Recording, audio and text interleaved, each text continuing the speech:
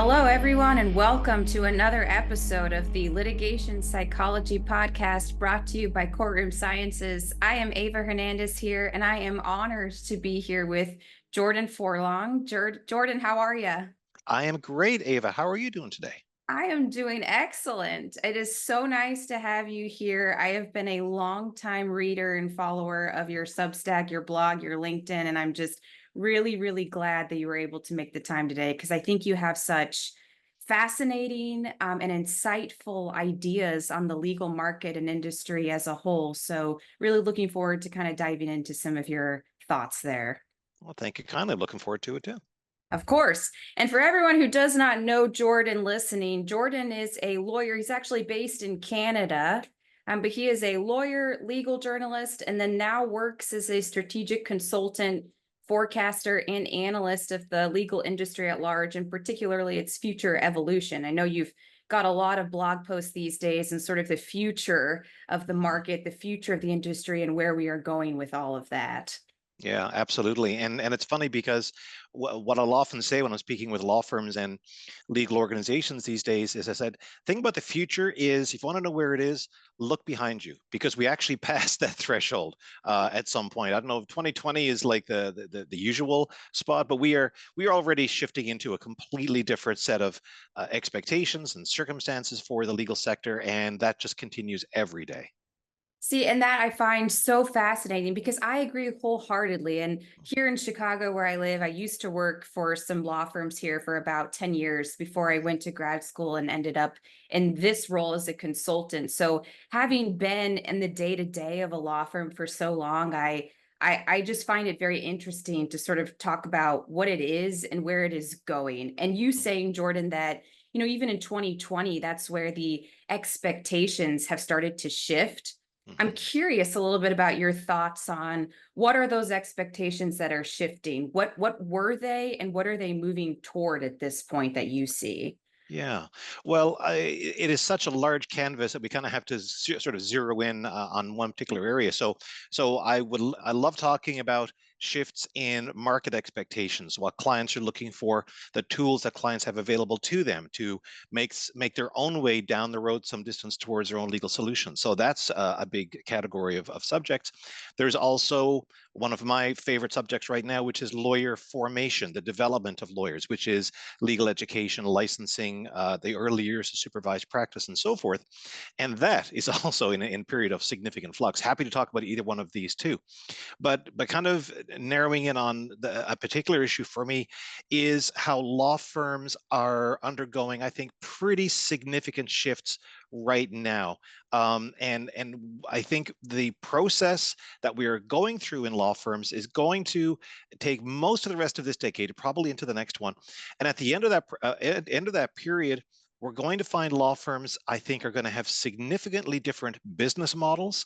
The pricing that is used, the compensation approaches we take, the methodology we use to onboard and recruit and develop new lawyers, our relationships with clients, the integration of technology into what we do.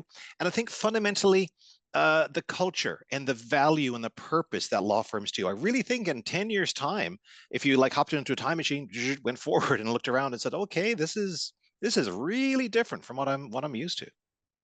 It's very interesting. And when I reached out to you to see if you'd be willing to chat a little bit today, I sort of highlighted a paragraph from a recent post that you had made that I think Mhm. encapsulates in many ways this philosophy. If you don't mind, I'm going to quote your words back Oh, to you and then kind of okay. expand on them a little bit Sure. because I read this and I thought, yes. In one paragraph, to me, it hit me as so incredibly insightful at a macro level of Mhm. where we are and where we are going, right? Okay.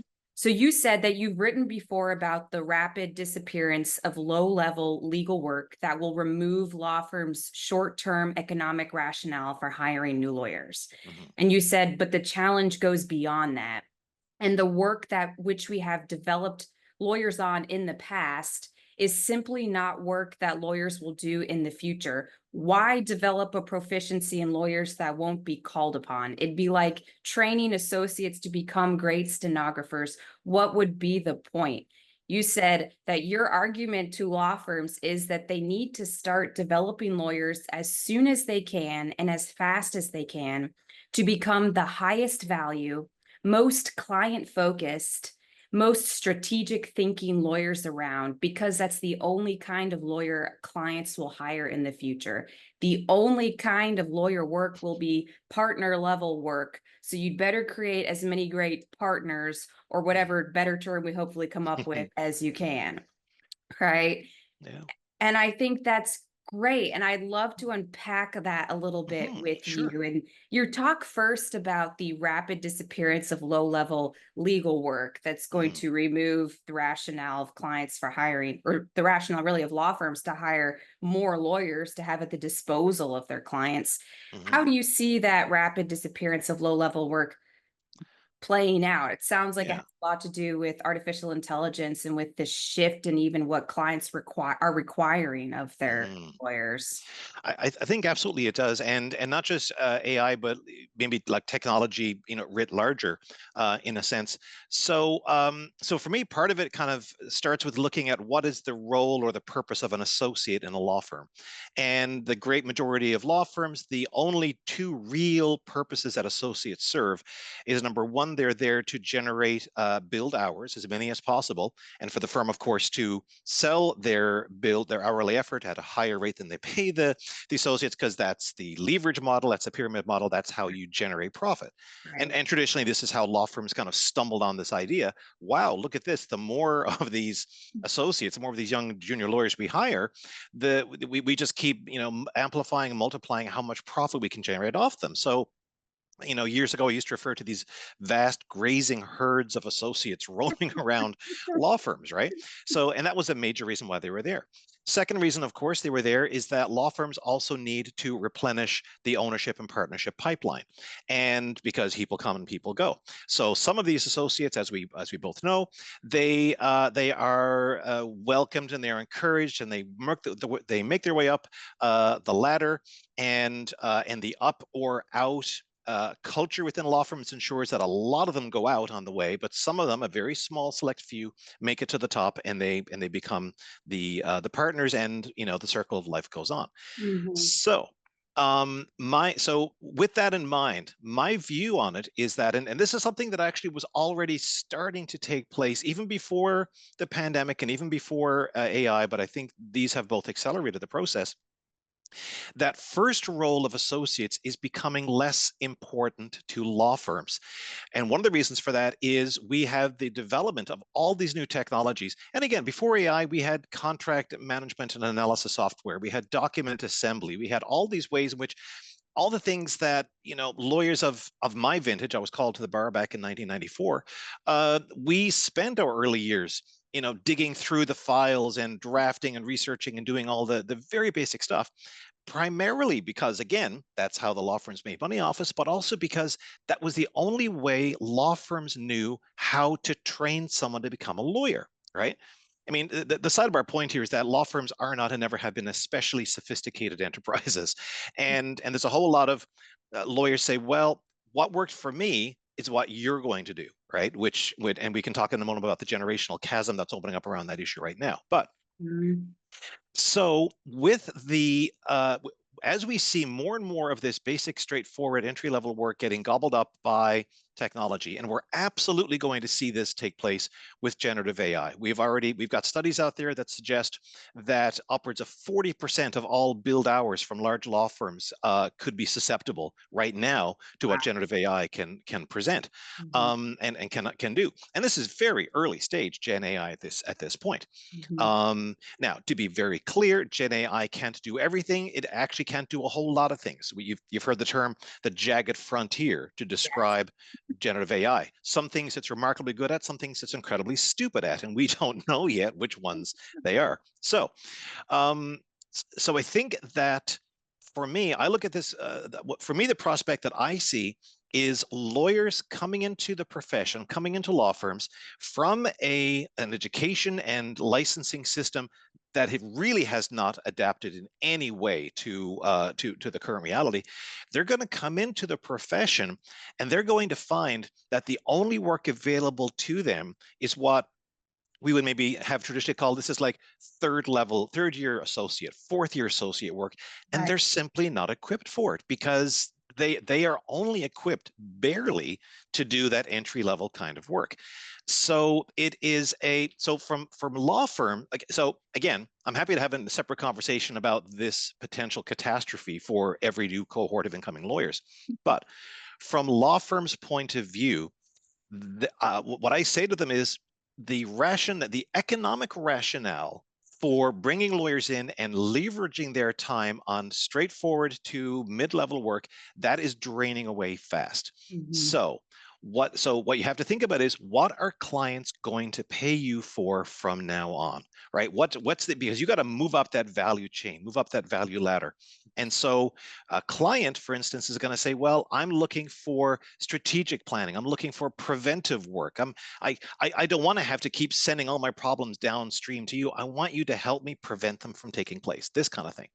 So what I say to law firms is, you want to have lawyers who are as high level, highly skilled, highly trained and experienced as you can.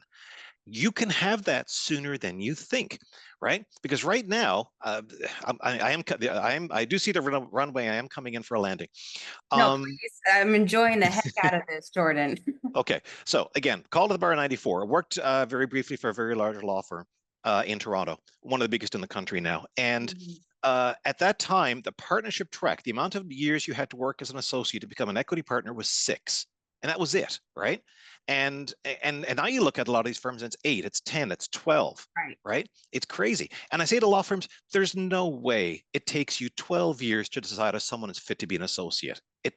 That's not reality. I said, if you were to take someone who comes in, because again, the people who are coming into your law firm, they're smart. They're smarter than I was, I guarantee you that. And they're smarter than most people who are interviewing them. They're smart. They are hardworking in their own very specialized way. Mhm. They are alert and alive to many other things. They have a tremendously higher level of multidimensionality in how they view things, which is partly the diversity of each incoming cohort. Don't waste their time. Don't waste their talent and their lives. Don't waste your time and money on all this stuff. Just do the same basic task again and again and again, 50 times, 100 times, 200 times for 10 years. And then maybe if at that time, if you figured out how to bring clients in, we will think about make you partner. No, make them partners from day one.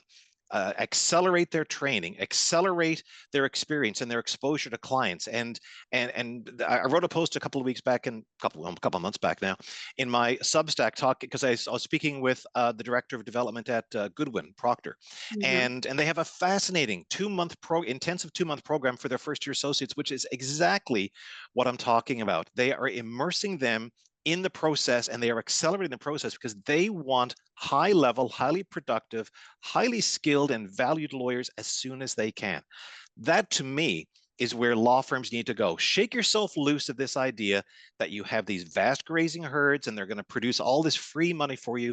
That model is disappearing fast. You got to think about value to the client. You got to think about value to yourself. And if you want to have any hope of keeping and retaining, because I get so many calls from law firms that are in deep trouble around retention and attrition, if you want to have any hope of holding on to these people, you have to challenge them. You have to give them the opportunity to flourish as the lawyers they want to be. If you do that, you are going to rule the market for talent in your area. That fascinating, Jordan. And I think you definitely touched on quite a few points there. And I think from my perspective and from my time when I worked at firms here in Chicago, I primarily worked for plaintiffs' firms. Hmm. And I think a lot of the problems that we're talking about and the issues are in some ways, peculiar to the defense bar and the defense side of things, because it's a Hmm. very different way of approaching things. And there's different motivations, especially for training up your talent. On the Hmm. plaintiff side, if you can get someone to a partner level within 3, 6 months and they are doing good work, that's going to benefit you economically pretty much immediately. On the defense side, I think we butt up against this sort of scarcity mindset, the fear of you're going to take my clients. I need to Yeah. hoard this. I need to be careful. I need to protect my book of business. And it makes it very, very difficult, in my experience, for older generations, for people with a lot more power, clout, knowledge, and experience to share that, to open the door and let other people in. It becomes very difficult because I wholeheartedly and completely agree with you. I think that the era in which associates can churn out a bunch of timelines and review thousands of pages of medical records and write deposition summaries and that's it, is fading away, because we've got plenty of technology at this point, which is rapidly getting better, that's making all of that disappear. We do need people who very early on are capable of giving cohesive, high level strategic advice, to Yes. actually counsel, to analyze, and not simply do the busy work required to then analyze off of it. Yeah. Right. 100%. And I think that I would love to hear you talk a little bit more about how the kind of generational chasm comes into play Hmm. in all of this. If you see it being just sort of I mean, in psychology, social studies, there's a lot of data. It gets a little muddy in the middle, but there's a Hmm. decent amount of data about how generational divides can really influence the way in which people are perceiving reality, right? Hmm. But I'm curious to hear your thoughts on, if do you think that that generational divide has something to do with the difficulty that we're having to sort of integrate a new way of thinking here? Hmm. Yeah, I think it absolutely does. I'll give you two quick prefatory points on generational stuff. The first, which again I often say to law firms, is that the very nature of generational discussions is that they are generalizations. It's right Right. there in the name, right? So, I will speak to people in their 60s who are as cutting edge and flex oriented, so forth as you can imagine. And I ran into a 39-year-old partner the other day who might as well have been 60 and 70 years old, right? So there are always exceptions across in that regard. Um, and the second piece of it is that the generational issues, they are real, but they are not in isolation. They occur in the context of sociological changes, cultural changes, to a certain extent geopolitical. Mhm. So these are complex systems, I guess is the best way I can put it. With that in mind, yes. The way that I sometimes illustrate this conversation, and I can do this a little bit because I'm a Gen Xer, and I like to say, because most people I speak to in law firms are boomers and millennials, because I said I'm a Gen Xer with a generation that doesn't count because there's so few of us and nobody cares. Great. Um, but I said the advantage for that, I said, is that I have no dog in this hunt and I don't particularly care. Um, but what I say to the older lawyers is, look, from your point of view, the one of the highest values of being a professional is to work as hard as you can. That's almost like a moral value for you. That is built in to your generation. It's how you were brought up. It's how you succeeded. That's how you grow. That's how you expand. That's how you fulfill your ambition and compete, because you give it everything you got, a full commitment. And they're nodding violently. Said, yes, that is absolutely right. Right. I said, okay, now the generation that's coming up, the millennials who are already here, and I guess Alpha. I don't think they've named the next one yet. My teenagers are in that generation, so I'm still figuring them out. Um, they're coming in. Okay, so here's what you need to understand. For them, they do not want to work as hard as they can. They want to work as hard as they need to. Mhm. And I think, and that's an important difference. It seems like a subtle one, but it actually is pretty broad. And the thing of it is, a younger lawyer comes up and looks at an older lawyer, and I've heard many younger lawyers say this: I don't want to be like you. I don't want to be your age with a broken marriage or two and clearly an addiction of some kind, Yeah. deeply unhappy and just yelling all the time. It's like, what kind of life is that? Right? No, I mean, I'm prepared to work hard, but I'm not prepared to work insanely. And the Mhm. older ones say, you do not have the commitment. You're not ready to pay the dues that had to be paid. Okay. So what I tend to say again to law firms is that said, look, every single law firm, every single organization is going through this. There is a very clear line that separates the organizations that get through this from the ones that don't. In the organizations that aren't going to get through this, one side or the other, the younger, the older, looks across the generational gap and says, I don't get you. You are alien to me, and just throw their hands up. And that's the end of the conversation. I Mhm. said, in the ones that are going to figure this out, exact same thing happens. They look across the gap. I don't get you. I don't understand. But that's the start of the conversation. You say, Right. okay, I don't get you. Could you please help me to understand? Like going to open my mind. I'm going to listen to what you have to say and try to see things from your point of view. Basic empathy, which of course is something that law school should be teaching from day one, and no one never does. Sidebar my law school rant for later.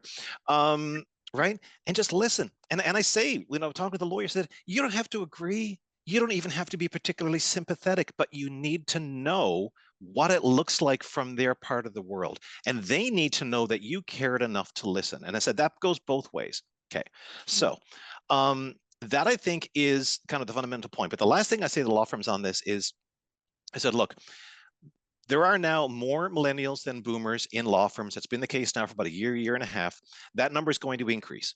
Boomers are going to retire, and millennials are already well within the profession. They're not going to grow any more than they are, but the boomer population will shrink, and the millennials are going to move up into more and more positions: practice group leaders, managing partners, key client contacts, all this sort of thing.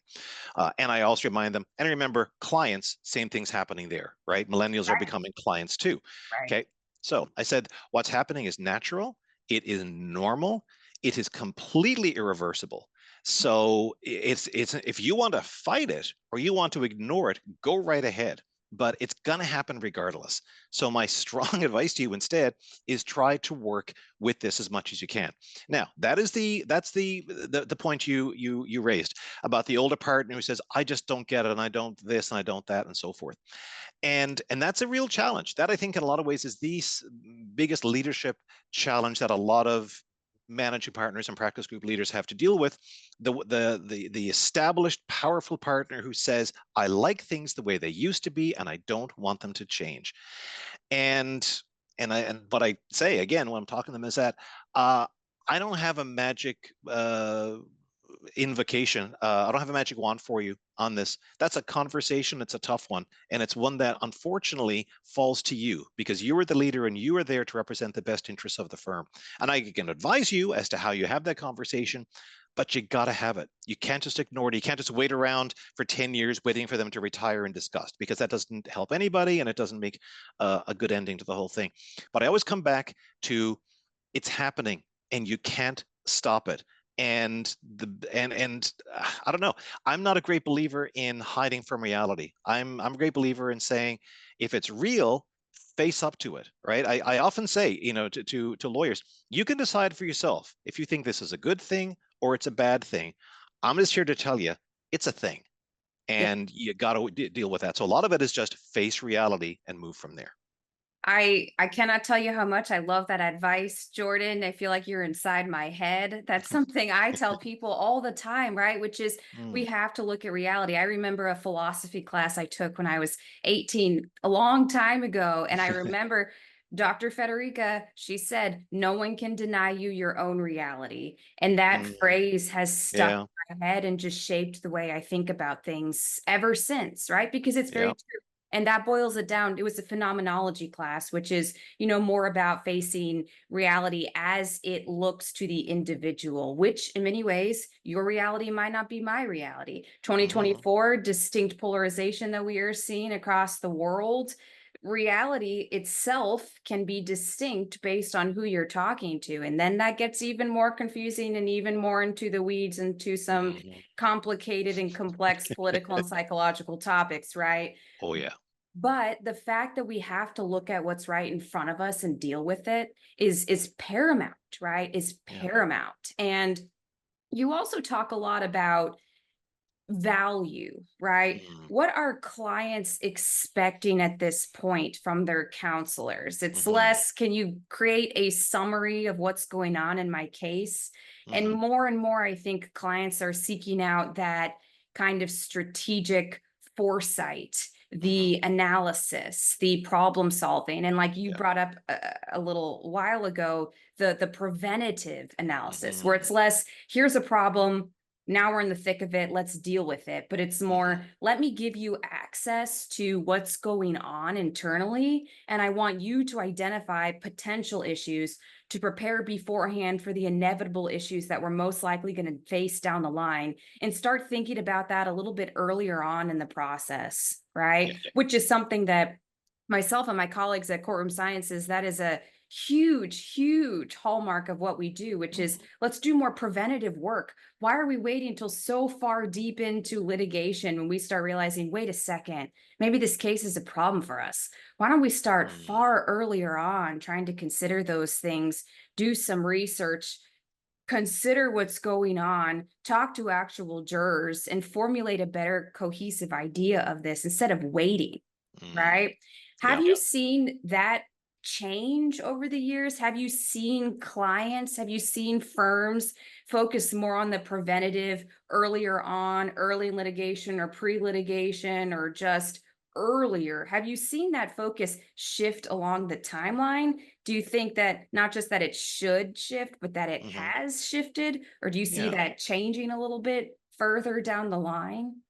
Yeah, I think I see isolated pockets of it, Yeah. and it's probably less with entire firms or even sometimes even entire practice groups. Oftentimes, it's just a particularly senior counsel with a very strong relationship with an Yeah. in-house department or in-house lawyer, which, as we know, is a lot where a lot of the relationships between corporate entities. Buyers and sellers legal services often hinge upon and Right. rotate around that particular relationship, which is not really where it should go, but that's a separate conversation.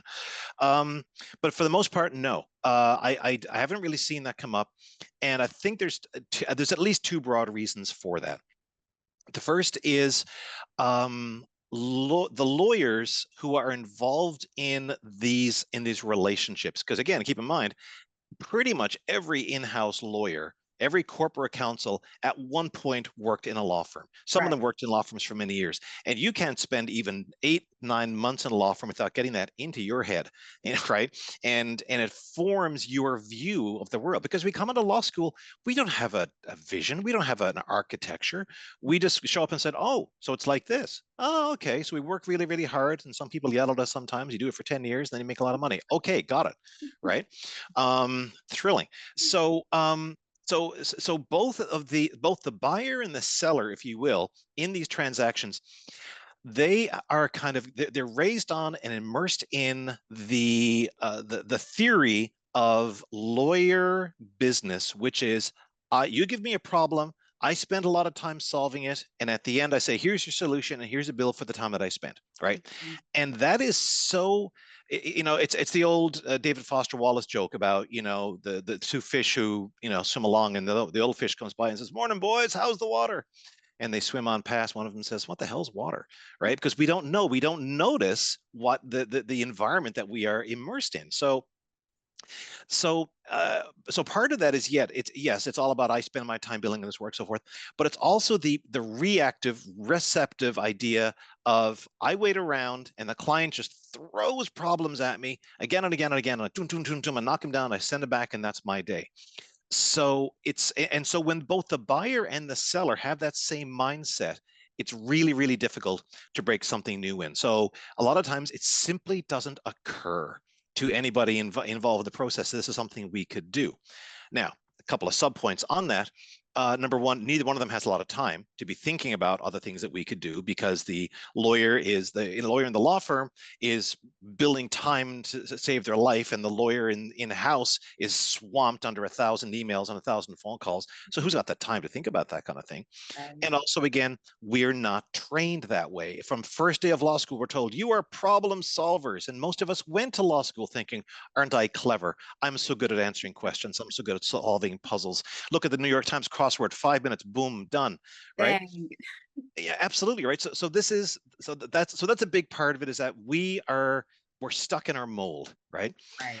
The second piece of it is the financial model does not exist to support it. And again, this is not just on the law firm side, this is also on the corporate side. So again, law firms don't know any other way to make money other than to bill the amount of time that was spent. This is why the advance of technology, the advance of AI is going to present itself pretty soon as a mortal threat to law firms, because their inventory is going to keep shrinking and draining, because their inventory is the hours of work they spend.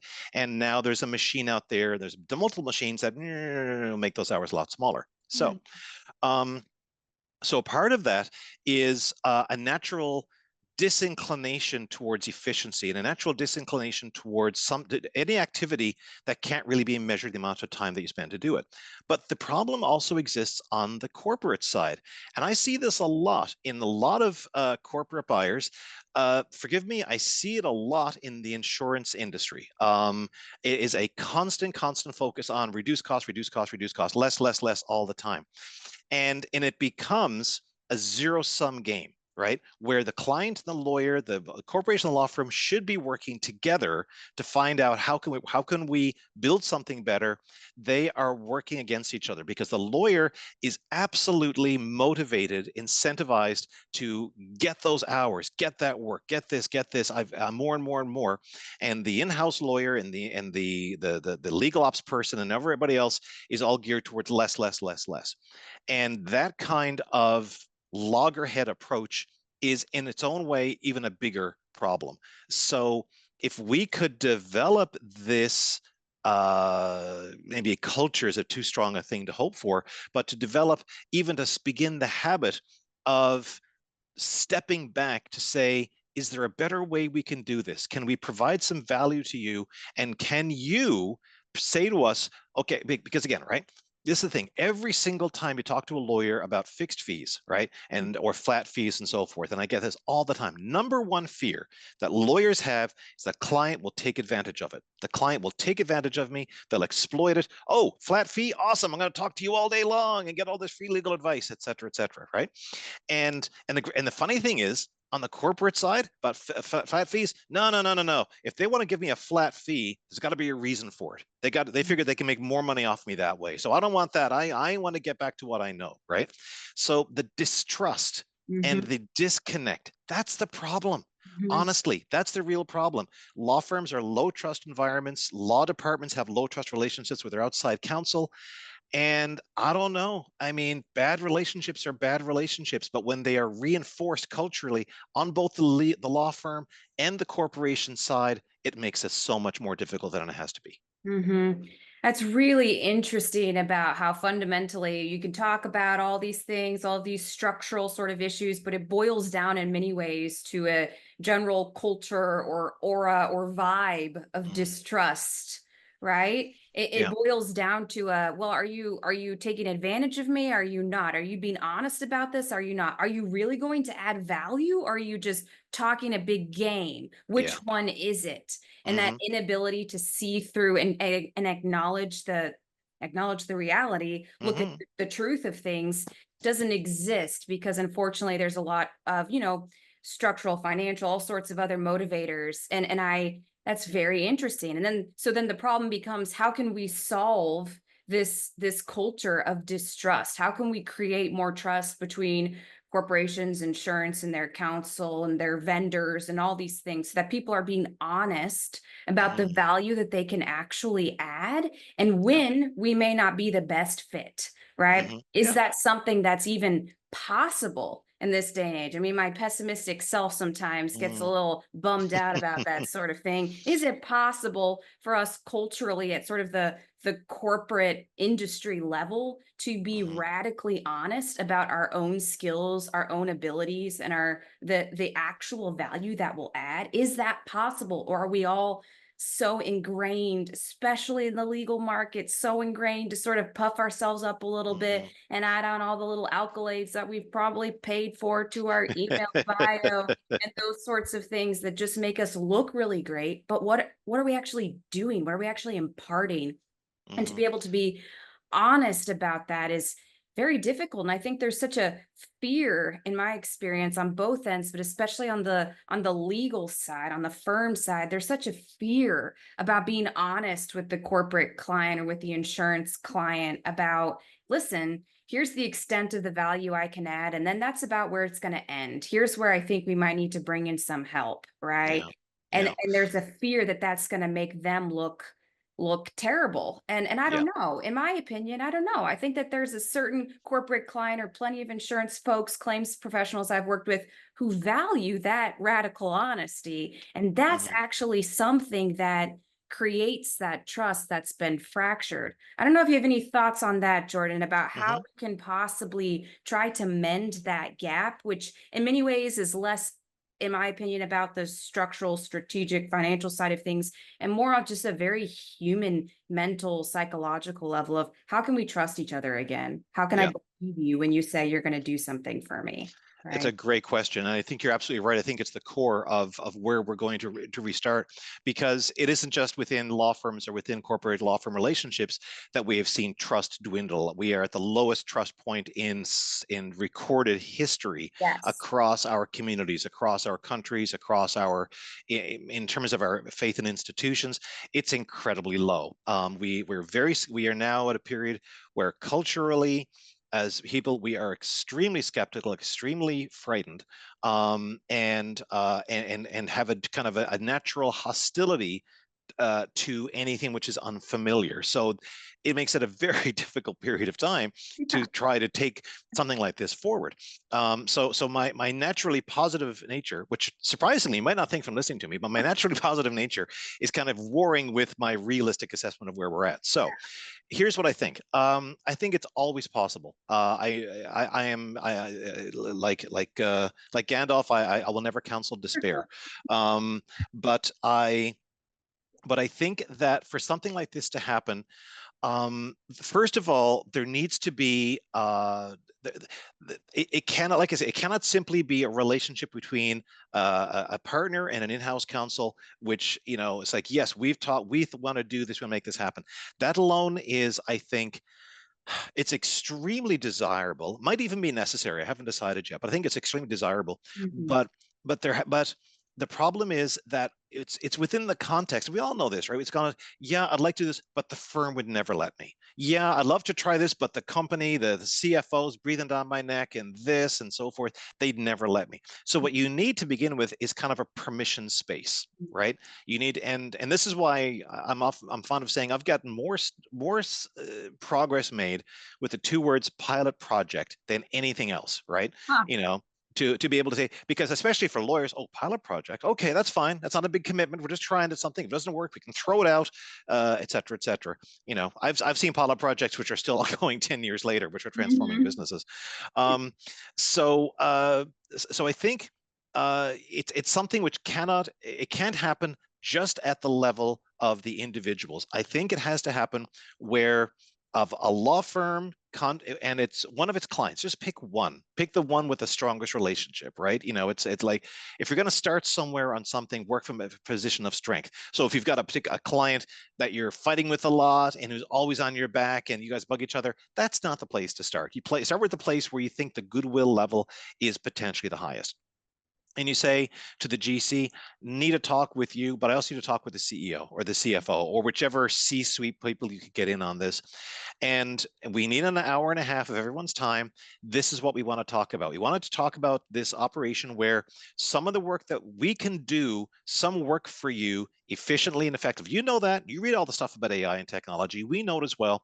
We can see ways that we can package this work up for you and do it on a more fixed fee basis. And that will allow us to take the time that we're otherwise using this to work with you, meet with you, and do a strategic assessment of risks for your manufacturing facilities in this state or in this region or in this country. And we can do some deep dive research, et cetera, et cetera. And we can do all of this, but you need to give us an assurance to say, on a monthly or quarterly basis, we're going to pay you X dollars for all the basic straightforward stuff. And there's a separate conversation about how you structure a fixed fee arrangement, but it's not that difficult. And then within that, so there's the basic stuff, and then there's a list of, we're going to try some big picture things, some value add, preventive, strategic. Let's look at the world through your eyes and figure that stuff out. And you're going to pay us this amount for that. And we're going to try it. We're just going to try it for 6 months. And if it works, we'll keep doing it. If it doesn't work, we'll stop doing it. But let's at least give it a shot. Mhm. So to me, that's kind of where the whole thing has to start. I think, again, working from a relationship where there is a certain degree of reliability and trust and reliance, I think that's important. But what you need is a win. You need a success story, because it's not just you, it's everybody else in the firm, it's everybody else in the business, it's all the other clients. And you can say, look, this is something we did and we tried and it worked out a whole lot better. And you'll make mistakes and you'll fall off the wagon or whatever. Things will go a little off awry. And whenever I say that to lawyers, they're like, "Oh, but no, oh no, failure. I'm averse to failure." And it's like, no, I think what you're really averse to is embarrassment. You're right. That's And good. Yeah. right, so we can help you safeguard against that, right? By because if we're both shaking hands and signing on this, then it's a shared opportunity, it's a shared responsibility. But coming in back into zeroing into your point, it is about trust, because I mean, how many lawyers, like, you hear this when you have a conversation with them all the time. They idolize this idea of the trusted advisor, right? That's what so many lawyers, that's what I'd love to be, oh man, all the work, all the billable hours, but I would just love to be able to be a trusted, relied upon advisor who can counsel people, counsel a company, give them advice and so forth. That's what most lawyers would love to be. There Right. is no fundamental reason we can't have that. There is no built-in reason. We can't really do it under the current business price and compensation model, but that's fine. That model's going away anyway. So let's start trying something new. And my last thought on it is always, because if you don't do this, someone else out there is going to.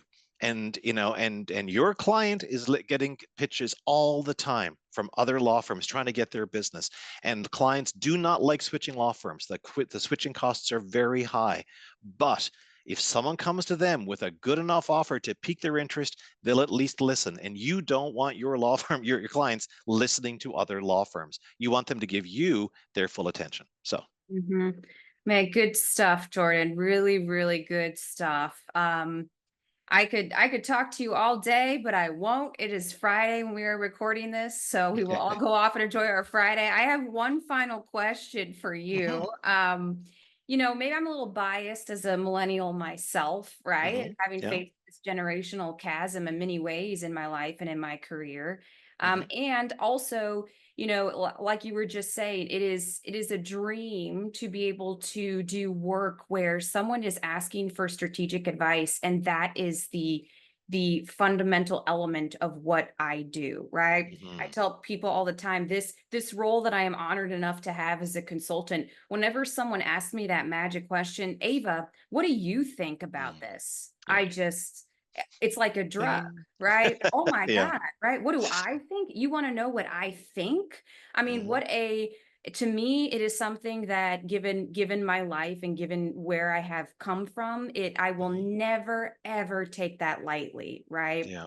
The ability to impart advice, to impart analysis is such a gift, right? And Yeah. with that being said, I have often been sort of shuffled into roles where it's more do the busy work, provide the mm background analysis for someone else to therefore be able to take that and piece it all together and give the advice, right? And Yeah. that's something very early on in my career I became very, very careful about, where I don't want to get shuffled into the role of put everything together for me to then analyze, right? Yes. Yeah. What would you advise young hmm attorneys, young professionals, people who are trying to shift into a role where they are adding legitimate strategic thinking, client focused advice, analysis, and value in that sort of way? hmm How would you advise people to kind of remain along that route and not be hmm placed into a bucket where you are just providing the background research for the advisors? Yeah, and what you've identified is a massive, massive problem. It's the thing that actually is going to probably sink a lot of law firms before it's all done, precisely because the old, let's face it, the old white guys, which is 85 to 90% of equity partners in the Avalon 100, they're doing the strategic advising work. They're doing the stuff which makes tons of money, and they love it, right? And going back to the point you made earlier, there's this theory of scarcity, right? To say, well, there's only so much of this. I'm going to hoard it. It's mine. So you can, you can provide the summaries and the analysis of it, but I will present them, and I will be the advisor, right? And and there's so much of this.